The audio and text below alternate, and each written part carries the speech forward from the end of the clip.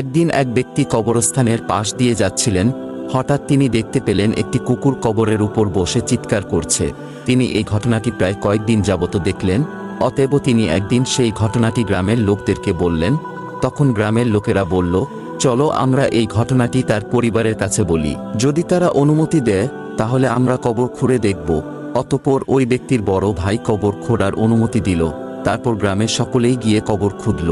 তারপর তারা যে ভয়ানক দৃশ্যটি দেখতে পেল তা শুনলে আপনার গায়ের পশম দাঁড়িয়ে যাবে। তারা কবরে দেখতে পেল একটি ভয়ানক জানোয়ার লাশটিকে জড়িয়ে ধরেছে।